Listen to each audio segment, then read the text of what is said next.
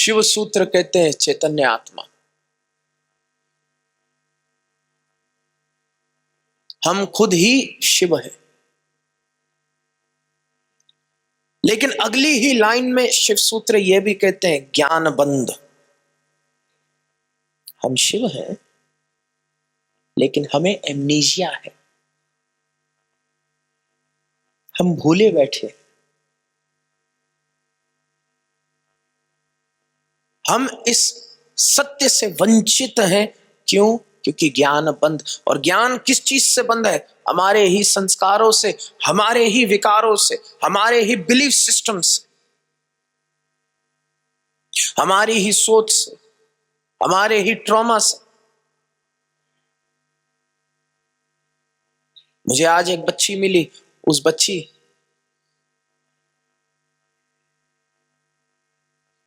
का एक रिश्ता टूटा। अब रिश्ता टूट गया, ठीक है, बड़ी अच्छी बात है। अच्छा नहीं था, टूट गया। टॉक्सिक रिलेशनशिप से तो बेहतर है। अब टूटा तो टूटा। वो लड़की कहती है मैं भी आगे बढ़ना चाहती हूं, मैं भी अपने जीवन में, जो मेरे गुरु ने कहा, हर हाल में खुशी अनुभव करना चाहती हूं। लेकिन जब मैं आंखें बंद करके बैठती हूं, मुझे सब कुछ याद आता है।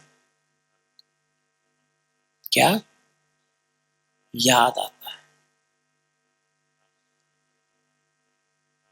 फिजिकली रिश्ता टूट गया, क्वांटिटेटिवली रिश्ता अब है ही नहीं, पर क्वालिटेटिवली उसका प्रभाव, उसके संस्कार मैं लेकर के चल रही हूं। और कहती है भैया मैं आगे कैसे बढ़ूं, मैं मुक्त कैसे हूं?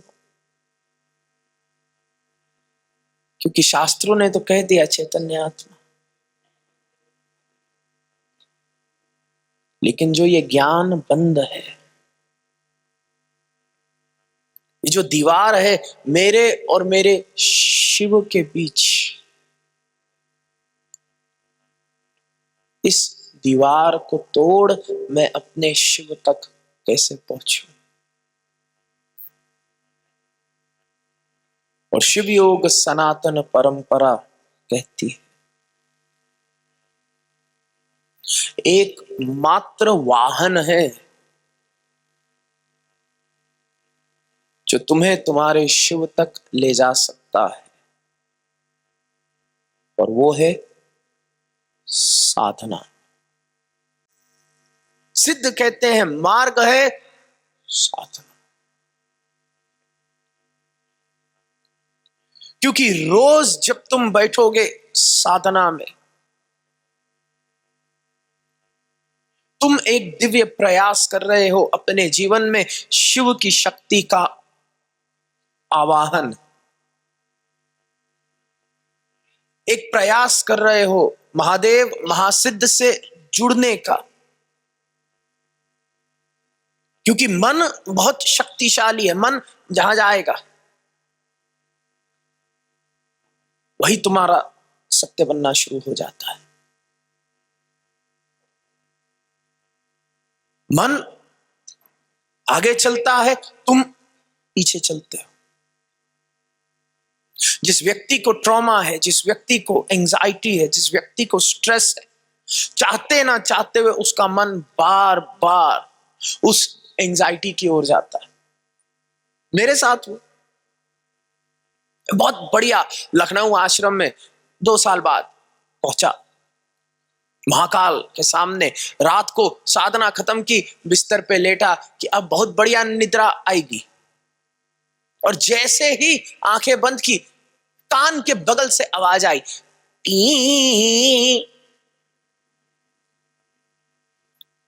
मुझे लगा ये कौन सा संस्कार था, ये कैसी आवाज थी, ये सत्य था या ये भ्रम था? फिर मैंने कहा चलो मन का भ्रम रहा होगा। आंखें बंद की, जैसे ही आंखें बंद की 15 मिनट बाद फिर आवाज आई, पी।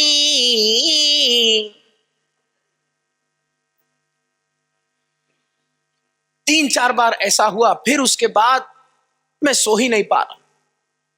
क्योंकि मुझे पता है जैसे ही आंख लगेगी फिर ये आवाज आएगी, और मैं जानता ही नहीं ये आवाज किस बात की थी। सुबह 5 बजे सूर्य की पहली किरण पड़ी, बाहर चिड़ियाओं ने चहचहाना शुरू किया। मैं बिना नींद बाहर आया, आश्रम के कमरे के बाहर देखा तो हमारे देश ने तरक्की के आश्रम के बगल से फ्लाईओवर निकल गया, और फ्लाईओवर से ट्रक जा रहे हैं, और हर ट्रक ने अपने अंदर ऐसा हॉर्न डाला है कि, और न जाने क्यों जाते जाते वो महाकाल के मंदिर की चोटी देख टी।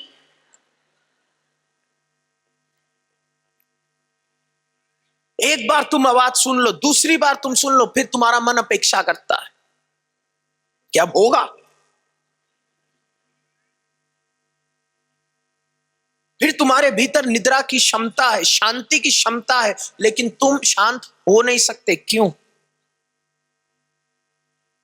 क्योंकि तुम्हारा जो एमिग्डाला है वो थ्रेट एनालिसिस करता रहता है, और जिसके भीतर जितनी इंटेलिजेंस होगी उसका थ्रेट एनालिसिस उतना ज्यादा होगा, वो उतना चिंता करेगा, उतना स्ट्रेस। जो भोले लोग हैं उनके लिए जिंदगी आसान है, क्योंकि वो थ्रेट एनालिसिस ही नहीं करते, वो अपने अपने सुख में मग्न रहते हैं। जो बुद्धिमान है, जो जितना ज्यादा पढ़ लिख लेगा, जितना ज्यादा आईक्यू बढ़ जाएगा, उतना ज्यादा एंजाइटी और स्ट्रेस। क्यों? क्योंकि वो बैठ के थ्रेट एनालिसिस कर रहा है कि यहां से क्या हो सकता है, वहां से क्या हो सकता है। और ये बुरी बात नहीं है, ये तुम्हारा मन है।